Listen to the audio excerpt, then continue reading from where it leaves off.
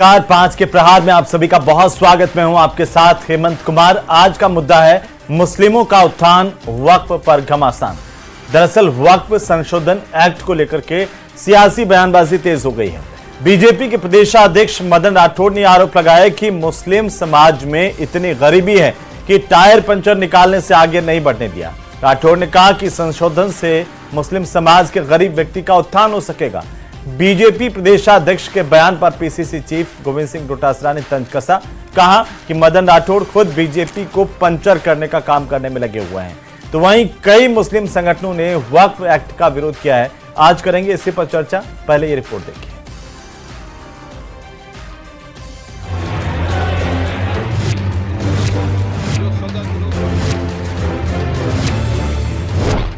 वक्फ संशोधन कानून को लेकर सियासी बयानबाजी तेज।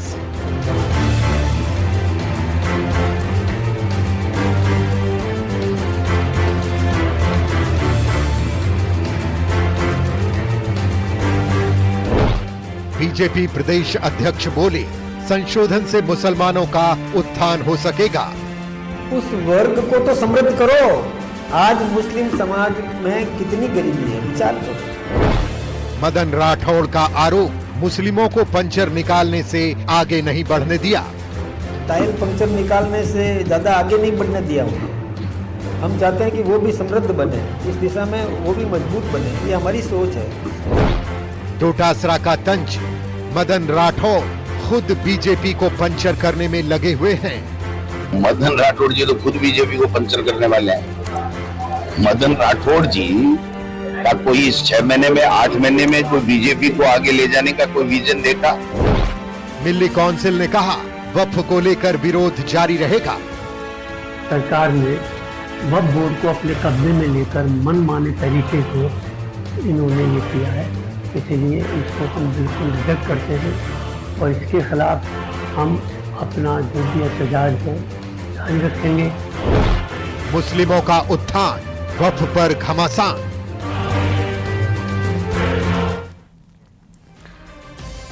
तो सत्ता पक्ष और विपक्ष के बीच में वक्फ पर लगातार घमासान जारी है। आरोप प्रत्यारोपों का सिलसिला जारी है और इसी पर आज हम चर्चा करेंगे। हमारे साथ खास मेहमान जुड़ चुके हैं। सबसे पहले मैं परिचय करवा दूं, लक्ष्मीकांत पारिक भारतीय जनता पार्टी के प्रवक्ता हमारे साथ जुड़ चुके हैं। हमारे साथ प्रतीक सिंह जुड़ चुके हैं, कांग्रेस पार्टी के प्रवक्ता, और साथ ही साथ अब्दुल लतीफ आर्को हमारे साथ हैं, प्रदेश सचिव ऑल इंडिया मिल्ली काउंसिल के। एसपी मित्तल हमारे साथ हैं, वरिष्ठ पत्रकार के तौर पर। आप सभी का बहुत स्वागत है। और सबसे पहले पारिक साहब आपसे, क्योंकि मदन राठौड़ कह रहे हैं कि मुस्लिमों को पंचर से आगे नहीं बढ़ने दिया और इसलिए ये वक्फ संशोधन बिल जरूरी था, तो इस तरह का बयान क्यों है सर? क्या ये गरीबी उन्मूलन कोई बिल लेकर के आया गया है मुसलमानों के लिए, या वक्फ संशोधन वक्फ में संशोधन है? वक्फ संशोधन बिल के साथ साथ जिस प्रकार से मुस्लिम समाज को लेकर विभिन्न प्रकार की धारणा और अवधारणा को तोड़ने का प्रयास किया गया है, निश्चित रूप से कांग्रेस ने पिछले लंबे समय से जिस प्रकार से अल्पसंख्यकों में खासतौर से मुस्लिम वर्ग को अपना वोट बैंक के रूप में इस्तेमाल किया। आप देखिए, आजादी के 70 साल बाद भी यदि शिक्षा की स्थिति की बात करूं तो शायद अल्पसंख्यक समाज की स्थिति, मुस्लिमों की स्थिति सबसे ज्यादा खराब है। यदि आप रोजगार की बात करेंगे तो भी शायद ये देखने को मिलेगा कि अल्पसंख्यकों की स्थिति सबसे ज्यादा खराब है, मुसलमानों की स्थिति सबसे ज्यादा खराब है।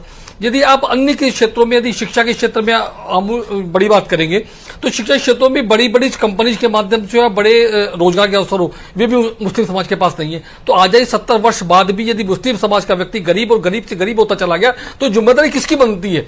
निश्चित रूप से उस वर्ग की आवश्यक रूप से बनती है जिसने 70 वर्षों तक देश पर राज किया हो और राज करने के साथ इस बात का दावा किया हो कि मैं अल्पसंख्यक समुदाय के सबसे बड़े हितैषी हैं। वोट बैंक की राजनीति के लिए आपने वोट बैंक के रूप में इस्तेमाल किया, अच्छी बात है। आपने कहा भारतीय जनता पार्टी आ जाएगी, आपको भगा देगी इस देश से। आपने डराने का प्रयास के बाद भी ये बातें बार बार लोग कहते रहे, चेताते रहे कि भारतीय जनता पार्टी को मत आने दो, आप हमारे को वोट डालो। तो आप कांग्रेस ने सिर्फ ये काम किया, लेकिन वहीं इसके विपरीत भारतीय जनता पार्टी सरकार बनने के बाद, नरेंद्र मोदी जी सरकार बनने के बाद अल्पसंख्यकों के लिए जिस प्रकार कल्याणकारी योजनाओं के माध्यम से सरकार ने काम का किया, योजना बताइए कि जब मदरसों का आधुनिकीकरण का काम किया हो, या छात्रों को शिक्षा छात्रवृत्ति देने का काम किया हो, या उनके सीखो कमाओ योजना के माध्यम से रोजगार के माध्यम से सर्जन काम किया हो, मैं समझता हूं आमूल परिवर्तन है। यदि मुस्लिम महिलाओं की स्थिति सुधारने के 3 तलाक का कानून को बदलने का काम किया है तो मोदी सरकार ने किया। और वक्फ बोर्ड संशोधन के माध्यम से गरीब मुसलमान की जमीन को हड़पने का प्रयास जो भूमाफिया करते थे उनको सबक सिखाने का काम भी इस सरकार ने किया है। तो मैं सीधे तौर पर मानना है कि भारतीय जनता पार्टी की सरकार बनने के बाद आज तक की स्थिति में आमूल परिवर्तन लाने का काम कोई कर रहा है तो मानिए सर इतनी आपके अकॉर्डिंग मुसलमानों की स्थिति देश में खराब है तो फिर सच्चर कमेटी की एक दो सिफारिशें भी गिनवा दीजिए, उनको लागू कर देते। देखिए निश्चित रूप से उन दिशाएं बढ़ रहे हैं, लेकिन सच्चर कमेटी की रिपोर्ट किस आधार पर आधारित की गई है यह भी मुख्य बात होनी चाहिए। जानना चाहिए कि 70 वर्षों बाद सच्चर कमेटी को वह रिपोर्ट क्यों देनी पड़ी, यह बात भी पूछनी चाहिए इन लोगों से जो 70 वर्षों देश में राज किया और मुस्लिम समुदाय को अपना अपना वोट बैंक के रूप इस्तेमाल किया। अब माननीय डोडासरा साहब ने जिस प्रकार के वक्तव्यों को कहा कि माननीय मदन राठौड़ जी को लेकर कहा, मैं समझता हूं माननीय मदन राठौड़ जी के आने के बाद भारतीय जनता पार्टी दिन प्रतिदिन रात दुनी उन्नति और प्रगति कर रही है। भारतीय जनता पार्टी लगातार विधानसभा चुनाव जीतने के बाद यदि उपचुनाव में भारतीय जनता पार्टी फतेह हासिल करने का काम किया तो माननीय मदन राठौड़ जी का कार्यकर्ताओं के साथ जिस प्रकार का तालमेल बना है, जिस प्रकार योजना बनी है, उन सबका परिणाम है। लेकिन माननीय डोडासरा जी ने जिस प्रकार से कांग्रेस को रोज पंचर कर रहे हैं वह देखने वाली स्थिति है। उपचुनाव हार गए, लोकसभा में कम सीटें आ रही है, विधानसभा हार गए, रोज अपने वक्तव्यों के माध्यम से केवल मात्र समाचार की सुर्खियों में रहने का काम करते ये माननीय डोडासरा इसके खिलाफ कुछ नहीं करते। वो गलती से आप मदन राठौड़ जी कह रही है कि समाचार की सुर्खियों में तो राठौड़ साहब मदन जी डोडासरा जी मैं हमेशा चर्चाओं में रहते। प्रतीक जी आप भारतीय जनता पार्टी के प्रदेश के बयान इस देश की ठीक है सर हो गया सर। प्रतीक वोट बैंक की राजनीति डोडासरा जी कर रहे हैं। हाँ मैं उन्हीं से पूछ रहा हूँ क्या आप वोट बैंक की राजनीति कर रहे हैं क्योंकि मुसलमानों को अगर फायदा हो रहा है भला हो रहा है तो आपके पेट में क्यों दर्द हो रहा है? हेमंत भाई सबसे पहले तो मैं करेक्ट कर दूं, शायद लक्ष्मीकांत जी को पता नहीं कि देश को आजाद हुए 78 साल हुए हैं। अब ये बोल रहे 70 साल हमारा राज रहा, 11 साल तो अभी 11 साल थे तो अभी इनकी सरकार है, बीच में इनकी सरकारें रही। कांग्रेस ने कुल मिलाकर के 55 साल तक राज किया है और 55 साल तक राज खुद कोई डिक्टेटरशिप करके नहीं करी है। इस देश की जनता ने हिंदू, मुसलमान, सिख, ईसाई, बौद्ध, पारसी, SC, ST सबने वोट दिया है। तो इसलिए 55 साल तक कांग्रेस की सरकार रही है, देश की जनता ने हम में विश्वास जताया था। अब दूसरी बात, बीजेपी के नेता बोल रहे हैं कि मुसलमानों का भला हो जाएगा। आप मुझे ये एक बात बता दीजिए, वक्फ बोर्ड के अंदर कौन सा भला करने का जो संशोधन कर दिया इन्होंने संशोधन कर दिया है कि जो कह रहे हैं कि गैर मुस्लिम भी उसके अंदर मेंबर होंगे। मैं राजस्थान वक्फ बोर्ड का वेबसाइट उठा लीजिए, उसके अंदर आज भी एक IAS अधिकारी और एक RAS अधिकारी गैर मुस्लिम पहले से मेंबर है। तो कौन सी नई चीज कर दी इन्होंने? ये कह रहे हैं कि इसके अंदर महिलाओं को रिजर्वेशन दिया गया है। मैं कह रहा हूं सेक्शन 14 वक्फ बोर्ड जो नियम था 1995 उसके सेक्शन 14 में पहले से ही प्रावधान है और पहले भी 3-4 जो महिलाएं हैं वो मेंबर रह चुकी हैं। एक्चुअली क्या है कि 2 अप्रैल को एक टैरिफ लगने वाला था अमेरिका का और वो लगा और वो 26% लग गया और उसके बाद में आपने देखा कि किस तरीके से सेंसेक्स डाउन हुआ है, किस तरीके से व्यापार जगत में हाहाकार मचा हुआ है, पूरी दुनिया और देश में हाहाकार मचा हुआ है। उस बात पे चर्चा नहीं हो जाए, उस बात के ऊपर कोई बात नहीं कर ले, उस बात की कहीं से चर्चा नहीं हो जाए, इस देश के ऊपर क्या उसके प्रभाव पड़ने वाले उसकी चर्चा नहीं हो जाए, उससे ध्यान भटकाने के लिए ये बिल लाया गया है।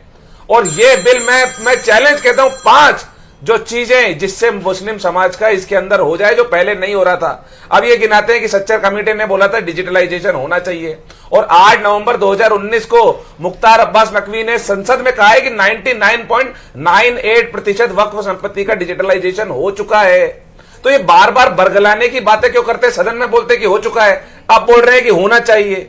तो जब पहले से हो चुका है तो अब नया क्या होना चाहिए? 5 क्या नई चीजें कर देंगे जिससे गरीब, अरे आप पेट्रोल डीजल के दाम तो जब कुछ हो ही नहीं रहा है तो प्रतीक भाई फिर क्यों फालतू का विरोध कर रहे हैं?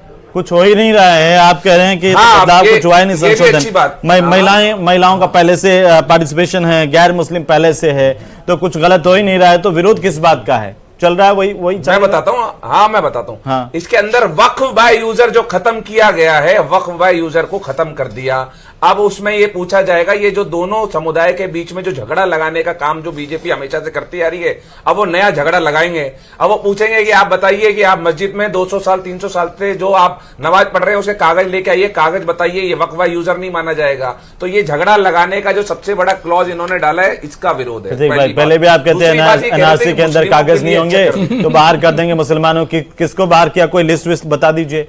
और आप अभी आप वो कागज वाला फिर ले किसको आए। अंदर?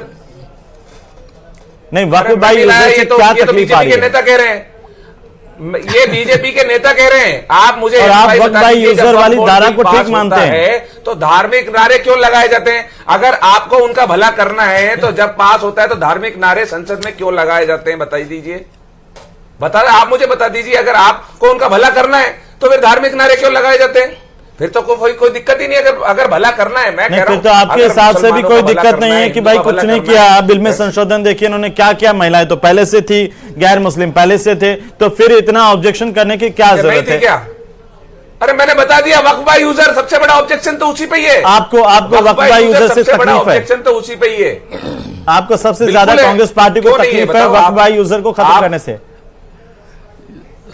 ये सामाजिक जो ताना बाना है, हमको तकलीफ बताए क्या है? जो सामाजिक ठीक। ताना तो बाना, साफ कहिए ना, आप एक बात पर तो टिकिए। कभी आप वक्फ बाई यूजर करें, कभी कह रहे हैं सामाजिक ताना बाना खराब कर रहे हैं। तो इसी से तो खराब होगा। अभी आप या तो आप मेरी बात सुन नहीं रहे, समझ नहीं रहे, या समझना नहीं चाहते। तो आप समझाइए ना, मैं ये कह रहा मैं हूं, इसलिए आपने पूछ झगड़ा रहा हूं लगाने आपसे। की चीजों को छोड़ दिया, तो मैंने बता रहा हूं ना, आप सुनेंगे जब तो बताऊंगा। हाँ। अब आपने झगड़ा लगाने के लिए वक्फ बाई यूजर खत्म कर दिया। अब आप दो समुदाय हैं, उनको अलग बीच में लड़ाएंगे कि ये जमीन आपकी है और ये जमीन आपकी है, क्योंकि वक्फ बाई यूजर तो खत्म हो गया। तो आप ये झगड़ा लगाने का, सामाजिक सद्भाव खत्म करने का जो प्रयास, कुप्रयास वक्फ बाई यूजर क्या था? से जो कर रही है इनकी, वक्फ बाई यूजर क्या था? वक्फ बाय यूजर खत्म कर दिया। जो यूज नहीं, कर क्या रहे थे, था? मैं बता रहा हूं ना। उसमें क्या था? जो पहले ऐसा जैसे क्या हो रहा मस्जिद है। था? हाँ, बता तो रहा हूं सर। हाँ। सर बता तो रहा हूं, सर बता तो रहा हूं। आप सुनोगे जब तो बताऊंगा मैं। मैं तो सुन ही रहा हूं। अगर किसी मस्जिद के ऊपर अगर किसी मस्जिद पे आजादी के पहले से या बाद से अगर कहीं पे नमाज पढ़ी जा रही है, तो वक्फ की संपत्ति मानी गई थी। मस्जिद, उन्होंने वक्फ बाय यूजर मस्जिद ना, कब्रिस्तान में, जहां पर मस्जिद की बात कर लीजिए, मजार हाँ। की बात कर लीजिए, कब्रिस्तान की बात कर लीजिए, इन्हीं की बात कर लेता हूं मैं, बाकी संपत्तियों को तो छोड़िए। तो अगर आप वक्फ बाय यूजर खत्म कर दिया, अब तो नए सिरे से सर्वे होगा कि आपने ये नहीं, आप मैं यूज कर अब रहे हो, इतना सा इस भ्रम पर आपका ध्यान आकर्षित करना चाहता हूं प्रतीक भाई, और बहुत लंबा हो जाएगा। मैं आपको साफ भी है, बताइए। लेकिन आप कह रहे हैं किसी मस्जिद पर जहां नमाज पढ़ी जा रही थी और अब वक्फ बाय यूजर खत्म कर दिया, तो वो मस्जिद नहीं रहेगी। ये तो सरकार डिसाइड करेगी। नहीं, ये कहां लिखा है? कौन सा आपने संशोधन पढ़ा है? जरा बताइए तो। इस तरह से वक्फ बाय यूजर खत्म कर दिया, आपने नहीं पढ़ा। मैं कह रहा हूं वक्फ बाय यूजर खत्म कर दिया। क्यों खत्म कर दिया? चलिए, क्या था waqf by user? Waqf by user से क्या हो रहा था ये बताइए जरा। क्या था वक्फ बाय यूजर? किसी वक्फ बाय यूजर में था किसी मस्जिद का जहां नमाज पढ़ी जा रही है वो मस्जिद रहेगी, और इसमें संशोधन में ये आ गया कि वहां पर नमाज पढ़ी जा रही है, लेकिन वो वक्फ बाय यूजर खत्म हो गया तो मस्जिद खत्म हो गई। कैसी बातें कर रहे हैं प्रतीक भाई आप? यस, खत्म नहीं हो गई। अब कागज मांगे जाएंगे कि आप लाइए, हम नहीं मानते मस्जिद है। यही वक्फ बाय यूजर था। एक टिप्पणी आप पढ़ आपको साथ लीजिए में से, अगर मैं गलत कह रहा हूं आप एक्सप्लेन कर दीजिए वक्फ बाय यूजर क्या था। फिर अगर आप मेरी बात नहीं मान रहे तो आप ये एक्सप्लेन कर दीजिए क्या था सुनिए वक्फ बाय सर, यूजर। मस्जिद से कोई लेना देना नहीं है। सामान्य जमीन मान लीजिए, अगर वक्फ बोर्ड कह देता है कि यह वक्फ की जमीन है तो फिर उस पर कोई आपत्ति नहीं होती थी। अगर अब उसमें अगर कोई कहे कि वक्फ बोर्ड कि हमारी जमीन, सुनिए एक बात सुनिए, आप बार बार बीच में मंदिर और मस्जिद को लाए जा रहे हैं ना, वो खतरनाक है सर। इस देश के लिए भी खतरनाक है, लोगों के लिए भी खतरनाक है। मैं आरको साहब मैं प्रदीप भाई, अगर वक्फ बोर्ड बोल देता था कि हमारी संपत्ति है तो ऐसा नहीं होता था। आप ये बात झूठ क्यों फैला रहे हैं? ये बात तो आप झूठ फैला रहे हैं। ऐसा नहीं होता था कभी भी कि वक्फ में बोलती है हमारी संपत्ति है तो वो संपत्ति हो जाती थी वक्फ की। क्या कभी भी नहीं होता था। अच्छा, वक्फ बाय खत्म करने से क्या हो जाएगा? फारिक साहब सरकार बनाती थी। एक मिनट प्रतीक जी एक मिनट जी। फारिक साहब, वक्फ बाय यूजर खत्म कर दिया आपने। देखिए, माननीय प्रतीक जी जिस भाषा का और जिस तरह के उपयोग करें, सामाजिक ढांचे को बनाने का प्रयास कर रहे हैं। मैं निश्चित रूप से बता सकता हूं कि वक्फ बाय यूजर का तात्पर्य सीधे तौर पर माननीय प्रतीक जी बता रहे हैं कि किसी भी मस्जिद में जाएंगे पूछ लेंगे आपके टाइटल्स बताइए। ये विषय नहीं है। विषय इस बात का है कि वक्फ बाय यूजर का सीधा तात्पर्य है कि उसको जो यूज हो रहा है संपत्ति, क्या निश्चित रूप से क्या वक्फ की संपत्ति है? ये टाइटल ये जांचने का विषय नहीं है। ये जानना चाहिए कि आखिर वो संपत्ति है किसकी। आपने कहीं जगह खड़े हो गए, आपने कहते सूरत की नगर निगम की जगह है वो हमारी है, जयपुर के एमएलए क्वार्टर की जगह हमारी है। ये कैसे हो गया? अब अली संसद भवन हमारा है, वक्फ बोर्ड की संपत्ति है, ये कैसे हो जाएगा? आज जिस प्रकार की बात कांग्रेस के लोग कर रहे हैं, लगाते मुझे लगता है प्रतीक जी हाथ पड़ चुकी है कि हर बात में बीच में बोलना है, बीच में बोलकर जाकर अपने मतलब के लिए जाकर के हर बात को करना। अब जब बोलेंगे कोई बोलेगा नहीं दूसरा, लेकिन जब बोलते को दूसरा बोलता है तो बोलते हैं। आप बता दीजिए कि जयपुर के एमएलए क्वार्टर कितने साल से बने हुए थे, क्यों वक्त की संपत्ति आपने बता दिया, बताइए क्यों कोर्ट में चले गए? आपके अमीर काग जी ने वक्त की संपत्ति बताने में कोर्ट में गए कि नहीं गए? गए कि नहीं गए? वक्त कोर्ट में, वक्त बोर्ड में, वक्त बोर्ड ने स्टे दिया कि नहीं दिया? वक्त बोर्ड ने स्टे दिया कि नहीं दिया? अरे भाई वक्त बोर्ड ने स्टे दिया कि नहीं दिया? अब प्रतीक जी बातों पर पकड़ी जाके मिमिक्री बनाई, छुट्टा नहीं है, ध्यान सुन लीजिए। कोर्ट में नहीं गए, वक्त बोर्ड में गए, और वक्त बोर्ड ने स्टे दिया कि नहीं दिया? बताइए दिया कि नहीं दिया स्टे? भाई यही, अरे प्रतीक जी फालतू बातें करते हो, बचपना करते हो, हर दिन बचपना कुछ बातें करते हैं। अरे मैं कह रहा हूँ वक्त बोर्ड में गए, ये कोर्ट का शब्द ही नहीं गलती कर लिया। वक्त बोर्ड के अंदर जाकर आपने स्टे लिया कि नहीं लिया? आपकी गवर्नमेंट की तरफ आगे का स्टे लिया कि नहीं लिया? बताइए। वक्त बोर्ड ने, वक्त बोर्ड ने, वक्त बोर्ड ने, वक्त बोर्ड ने, कागज देख लो, कागज देख लो, कागज देख लो। झूठ आप बोलते हैं, झूठ आप बोलते हैं, रोजाना झूठ बोलते हैं आप, रोज झूठ बोलते हैं आप। बताइए जब स्थिति सूरत की नगर निगम किसी संपत्ति है, बताइए। आपने बोला कोर्ट, अरे क्या बेकुरी बातें कर रहे हो? एक शब्द की बात कर रहे हो, सुधार कर रहे हो, एक शब्द पकड़ रहे, मैंने वक्त बोर्ड में चले गए, मुक्तापुर बातें करते हो, बचपना करते हो, सुनिए बचपना करते हो आप लोग, सुनिए प्रतीक जी भैया बचपना करते हैं। पारिक साहब थोड़ा शांत होइए, पारिक साहब थोड़ा शांत होइए। अगर उन्होंने, प्रतीक भाई, अगर उन्होंने बोला कि कोर्ट ने स्टे दिया या फिर वो अगर उन्होंने सुधार कर लिया तो उस पर कोई आपत्ति वाली बात थोड़ी है। बताइए, बोला गया कि कोर्ट में नहीं जा सकते, अभी बोल रहे कोर्ट में चले गए। आप दो बातें अब जा सकते हैं कोर्ट में, अब जाएंगे कोर्ट में, क्या आप अब जा सकते हैं कोर्ट में? अच्छा आप मुझे एक बात बताइए, ट्रिब्यूनल में नहीं जा सकते कोर्ट में? पहले वक्त बोर्ड स्टे करता था, पहले वक्त बोर्ड स्टे करता था, झूठ बोल रहे हैं। पहले सिंगल वक्त बोर्ड स्टे करता था, नहीं जा सकते थे वक्त बोर्ड गए हुए उसके खिलाफ। हाँ मैं सुन, नहीं जा सकते थे, बता दीजिए। बोलने तो देंगे आप, सुन तो लीजिए। हाँ बोलिए आप मुझे बताइए कि किसी भी विवाद को डायरेक्ट ट्रिब्यूनल में जाए बिना कोर्ट में चैलेंज किया जा सकता था क्या? आप तो वकील रहे ना। अब मैं आपकी बात का जवाब देता हूं। हाँ, आपकी बात का जवाब दे देता हूं। कोई भी प्रॉपर्टी को वक्फ बोर्ड ने बोल दिया कि हमारी संपत्ति है, तो क्या उससे वो संपत्ति हो जाती थी? नहीं। सर्वे रजिस्ट्रार वहां जाते आप इनसे पूछ लीजिए, आप इनसे पूछ लीजिए, बता दीजिए आप। हेमंत भाई ये बताइए कैसे होती है, ये बताइए जयपुर के बताइए। अगर इनको पता हो, पढ़ के आए हो तो बता देंगे कैसे होती है। किसी संपत्ति बता दें, आप बता दीजिए कैसे होती है। आप बताइए कैसे वक्त बोर्ड? मैं तो बता रहा था, आप सुन ही नहीं रहे। कैसे बताया उसके ऊपर? बता रहा हूं, बताऊंगा ना मैं। एमएलए को जयपुर के, अरे मैं बताऊंगा। अरे कोर्ट का नाम लिया आपने, अभी आपकी क्लिप काट करके देख लेना, कोर्ट का नाम लिया है आपने। हाँ लिया है मैंने, कोर्ट का नाम लिया है। मैं कह रहा हूँ वक्त बोर्ड कोर्ट का नाम लिया है आपने। तो वो आप कह रहे हैं वक्फ बोर्ड ने दिया, तब आप से बच्चा बुढ़ापा तब आप नहीं मानेंगे। मैं आ रहा हूँ वापिस। अब्दुल लतीफ आरको साहब एक मिनट में आ रहा हूँ। दो और मेहमान भी है, इसी मुद्दे पे आऊंगा, आप दोनों पास आऊंगा। आरको साहब एक टिप्पणी आरको साहब बचपन आपका है। सुनिए ना प्रतीक भाई, ऐसे पर्सनल मत होइए प्लीज। वो भी पढ़ के आते हैं, आप भी पढ़ के आते हैं। आरको साहब ये आपत्ति क्यों है इस तरह की? तो आपने बोला नहीं उनको, तो जब वो पर्सनल हो रहे थे जब आपने नहीं बोला। नहीं, ऐसा मत कीजिए प्लीज, ऐसा मत कीजिए। न्यूज 18 प्रवक्ता सामने बैठे आपके, आप पूरी भारतीय जनता पार्टी प्रवक्ता हूँ की थी, और आप सिर्फ कांग्रेस प्रवक्ताओं को रोकने के लिए बैठे हैं। नहीं, आप क्या बोल रहे हैं? आप क्या बोल रहे हैं प्रतीक भाई? पर्सनल बातें करी। नहीं, आप क्या बोल रहे हैं? आप क्या बोल रहे हैं? मैं ये कह रहा हूं, जब बीजेपी के प्रवक्ता ने शुरुआत की तब आपने उनको क्यों नहीं बोला कि आप पर्सनल मत होइए? आप मुझे बोल रहे हैं पर्सनल मत होइए। उन्होंने अगर आप पर व्यक्तिगत आरोप कोई लगाया तो मैंने बोला कि पर्सनल मत होइए। अगर मैंने शुरुआत की हो तो, अगर मैंने शुरुआत की हो तो माफी मांगूंगा। चलिए अब शांत हो जाइए, अब शांत हो जाइए, वक्त मत जाया कीजिए। आरको साहब की टिप्पणी सुन लीजिए। आरको साहब बताइए क्यों परेशानी है, जब कई संगठन कह चुके हैं कि ये मुसलमानों के हित में है, बीजेपी कह रही है कि मुसलमानों की स्थिति खराब है, गरीबी ज्यादा है, अगर उनके आर्थिक उत्थान होता है, शैक्षिक उत्थान होता है तो किसी को क्या दिक्कत है?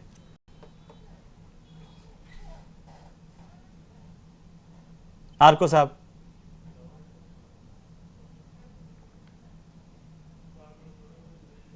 आरको साहब की आवाज नहीं आ रही। मित्तल साहब मैं चाहता हूं इस पर आपकी टिप्पणी की। ये लगा आ रही है आरको साहब, आरको साहब आ रही है? हाँ बोलिए आवाज नहीं आ रही? आ रही है, बोलिए। देखिए बोलिए, मेरा कहना यह है कि जो अमेंडमेंट आए हैं ये बिल्कुल हमारे उसके खिलाफ आए हैं। कैसे आए हैं जो समझ लें आप। हाँ। इस तरह से आए हैं ये कि एक तो इन्होंने जो अभी नया वो बनाया है एक्ट, हाँ। उसके अंदर 11 मेंबर इन्होंने रखे हैं। जो उस 11 मेंबर के अंदर उन्होंने जो है किया कि ये MP MLA या सेक्रेटरी, आपको साहब सिर्फ मुझे आपकी दाढ़ी दिख रही है, इसके अलावा कुछ नहीं दिख रहा है। थोड़ा फ्रेम ठीक कर लीजिए। हाँ फ्रेम ठीक करता हूँ जी। उसमें जितना भी जो है उन्होंने दिया है, उसके अंदर मेरा ये कहना है कि उसमें कहीं भी लफ्ज जो है मुस्लिम नहीं दिए हैं। MLA हिंदू हो सकता है, MP हिंदू हो सकता है, आई समझ में। इसी तरह सब सिर्फ 2 महिलाएं, 2 मुतवल्ली वो दरबारों के होते हैं, बाकी के लिए ना हिंदू कहा है ना मुस्लिम कहा है। इससे नियत साफ जाहिर होती है कि बाकी जो कांग्रेस तो कह रही है, ये तो पहले से चले आ रहा है, हमारे समय से चले आ रहा है, जिसमें गैर हिंदू है। आप सुन तो महिलाएं भी है। कांग्रेस क्या कर रही है? अरे हिंदू सुन तो ले, सिर्फ 2 जो है इन्होंने कहा कंपलसरी 2 तो हिंदू रहेंगे ही रहेंगे, और बाकी जितने नाम है उनमें कहीं मुस्लिम नहीं है। पहली बात। दूसरी बात, इन्होंने यूज ऑफ ये जो वक्फ का जो यूज हो रहा है, उसके लिए इन्होंने ये किया है कि जो भी यूज कर रहे हैं इनसे पूछा जाएगा कि आप बताइए कैसे यूज कर रहे हैं, आपके पास इसके ऑथेंटिक क्या है, डॉक्यूमेंट लाइए, वरना बेदखल हो जाइए।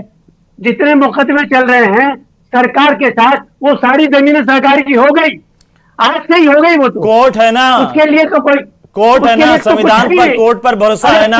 अभी कुछ लोग कोर्ट में गए हैं ना। अगर कहीं किसी ने कह दिया कि ये तो उनकी हो गई, तो आप कोर्ट भी तो जा सकते हैं, तब आपको कोर्ट पर भरोसा नहीं होता। आप सुन तो रहे, कोर्ट की बात सुन लीजिए आप जी। कोर्ट के अंदर इतने मुकदमे पेंडिंग है कि वहां 20 साल तक तो नंबर नहीं आएगा। मेरे से अगर इन्होंने ये कह दिया कि साहब ये आपकी मस्जिद जो है इसके कागज लाइए, 400-200 साल से आप इस्तेमाल कर रहे हैं और नहीं है, तो ये सरकार की हो गई, अब जाऊंगा कोर्ट। और यही चीज वक्फ बोर्ड कह दे किसी को कि भाई साहब भैया मंदिर तो आपका वक्फ का हो गया, और फिर उसके बाद तब आप कहते हैं कि जाए कोर्ट, तो वहां पर तो पहले से पेंडिंग है। फिर क्या पेंडिंग है? अरे तो कोर्ट, अब आपके मामले में कोर्ट नहीं जाएंगे, सामान्य नागरिक जो है उसके अधिकारों पर तो आप कह देंगे कि छुरी चला दो। सरकार हमारे कोर्ट में जाना बराबर समझ रही है। मतलब वक्फ बोर्ड कोर्ट जाने में आपत्ति है वक्फ बोर्ड को, क्योंकि वहां पर बहुत ज्यादा टाइम लगता है। लेकिन आम नागरिक जिसकी किसी भी जमीन को कहते हैं वक्फ की हो गई, वो कोर्ट जाए नहीं। आप उसको कहते हैं तो कोर्ट चला जाए, तो उसके लिए तो कोर्ट हमारी जितनी भी ऐतिहासिक इमारतें हैं वो सब सरकारी हो गई। आज के यूसुफ भाई वक्फ पर ये जो भ्रांति फैली हुई है, मैं चाहता हूँ उसको थोड़ा सा 2 शब्द आप कहें। आर्को साहब आ रहा हूँ सर। ये 3 महत्वपूर्ण बड़ी बातें हैं जो मेरे समझ में आई, आपने बोला और दर्शकों को भी समझ में आई है जी। जो अभी कांग्रेस के प्रवक्ता जी ने जो सम्मान रखे, प्रतीक भाई ने और आर्को साहब ने, देखिए ये तर्क है ना, जब इस विधेयक पर जब संसद में जब बहस हो रही थी लोकसभा में और राज्यसभा में, तब भी ये पर क्या नाम से कांग्रेस के और जो विपक्षी पार्टी के लोग हैं उन सब की ओर से रखे गए थे। तब आपको अच्छी तरह ध्यान हो तो राज्यसभा में JP नड्डा ने और लोकसभा में गृह मंत्री के अमित शाह ने ये स्पष्ट कहा जो 2025 तक जो स्थिति है वैसी की वैसी रहेगी, उसमें कोई छेड़छाड़ नहीं होगी। और इसके साथ ही उन्होंने ये भी कहा कि आप 2 चीजों को एक साथ मिक्स न करें, एक जो क्या नाम से धार्मिक मामले वो, और एक जो मैनेजमेंट है। देखिए आप जो वक्फ का जो मैनेजमेंट है ये उसमें कमेटियां बनाई गई है, लेकिन यदि क्या नाम से वक्फ की ओर से कोई मस्जिद काम करा जा रहा है, कोई दरगाह का काम किया जा रहा है, या मुस्लिमों का और कोई धार्मिक रस्म रिवाज हो रही है, उसमें कोई दखल के लिए ये विधेयक नहीं लाया गया। ये विधेयक सिर्फ इसीलिए लाया गया है कि जो वक्फ की संपत्तियां हैं उनका पारदर्शिता के साथ मैनेजमेंट हो और उनसे अधिक उसका क्या नाम से लोगों का उपयोग हो सके। देखो आरके साहब यहाँ बैठे, इस देश के अंदर मुसलमानों का आप ही देखिए 85% मुसलमान जो हैं वो गरीब तबके के लोग हैं, जिसमें मिरासी आते हैं, अंसारी आते हैं, जुलाहा आते हैं, ये इस वर्ग के लोग आते हैं। आपको हेमंत ध्यान हो तो कई राज्यों में, जिसमें पश्चिम बंगाल शामिल है, जिसमें कर्नाटक शामिल है और दूसरे राज्य शामिल है, ये कहा गया है कि ये गरीब मुसलमान है, ये पिछड़ी जाति में आते हैं। इसलिए इनको ओबीसी का दर्जा दिया गया। नहीं, और सबसे वो ज्यादा परेशानी कांग्रेस पार्टी को है यूजर बाई वक्फ को खत्म कर दिया। ये यूजर बाई वक्फ से क्या बदल गया खत्म करने से? नाम तक बदल दिया, मुस्लिम वक्फ हटा दिया, खाली वक्फ रख दिया। मुस्लिम वक्फ आप जहाँ बताइए, हुआ आप करता बताइए, था, मित्तल साहब। मुस्लिम हटा दिया। मैं यही कह रहा था कि आप अब बताइए जो कहाँ तक हमें जवाब आपको बताएं, पूरा का पूरा चेंज कर दिया। आरको साहब सुनिए, आप देखिए अब जो नई व्यवस्था में किया गया उसमें जो पिछड़ी जाति के मुसलमान है उनको प्रतिनिधित्व दिया गया। क्या नाम से पिछड़ी जाति के मुसलमानों को वक्फ बोर्ड में प्रतिनिधित्व देना गलत है। देखिए पहले भी जब क्या नाम से ये लागू किया ठीक तब है, ठीक है। प्रतीक भाई कुछ कहना चाह रहे हैं आप इस पर? सरकार लगाती थी, पहले भी होते थे, सरकार लगाती थी। अब ये कौन सी नई बात कर दी इन्होंने? पहले गए होते थे, पहले भी थी। तो आरको साहब, बाकी जो कौन सी नई मुसलमान बात हैं, कर दी? बाकी कौन मुसलमान है वो भी तो वो इसके पक्ष में क्यों है? फिर पसमानदा क्यों कह रहे हैं कि ये अच्छा हो रहा है? या बाकी दूसरे अरे मुसलमान जो है पसमानदा- खुशी क्यों मना रहे हैं? एक आप ही के पास पूरा का पूरा मुस्लिम कौम का ठेका है। ये मीडिया जो है ये मना रहा है खुशियां, तो कोई नहीं मना रहा है। ये जो मीडिया की कोशिश है, मीडिया अपने आप मुसलमान बना के तो लाता नहीं है सर। फारिक साहब जवाब दीजिए। फोटो दिखने को मिलेगी आपको जहाँ पर मुस्लिम समाज को पूरा नहीं समाना। आपके हो सकते हैं ऐसे लोग हो, लेकिन आपने मीडिया की फोटोज देखी होंगी, वीडियोज देखे होंगे, सोशल मीडिया पर देखा होगा।